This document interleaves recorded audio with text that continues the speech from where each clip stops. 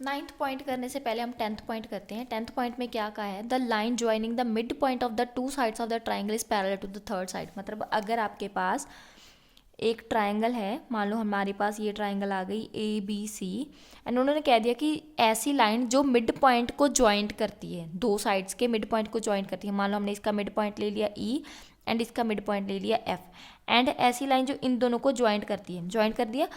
आपने प्रूव करना है the triangle is parallel to the third side, तो हमने प्रूव करना है कि ये लाइन इस साइड के पैरेलल है। हमें पता है कि मिड पॉइंट थ्योरम क्या कहती है, मिड पॉइंट के अकॉर्डिंग, मिड पॉइंट है तो मतलब आपके पास होगा कि A E is equal to E B है and A F is equal to F C है। ठीक है, अब देखो हमें पता है कि मिड पॉइंट इक्वल है, line joining the mid point, तो हमारे पास बाय थेल्स थ्योरम क्या आता है या बाय प्रोपोर्शनलिटी थ्योरम क्या आता है, A E by E B is equal to A F by F C. अगर ये दोनों इक्वल आते हैं, हैंस आपके पास क्या होता है, E F is parallel to B C, यही होता है, E F is parallel to B C. तो यहाँ से तो सीधे प्रूव हो गया, क्योंकि A E and E B equal है तो 1 इज इक्वल टू 1 आ जाना है, हैंस आपके पास E F is parallel to B C आ जाना है।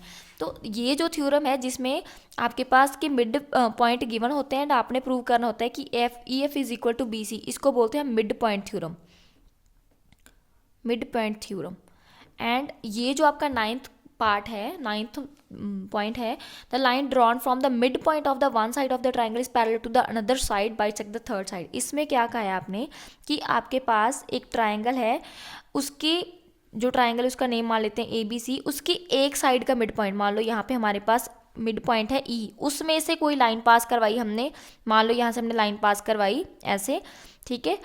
अब ये जो लाइन पास करवाई है, उन्होंने कहा है कि ये दूसरी लाइन को अनदर लाइन को बाइसेक्ट करती है। मतलब आपने प्रूव करना है कि A F and F C दोनों इक्वल हैं।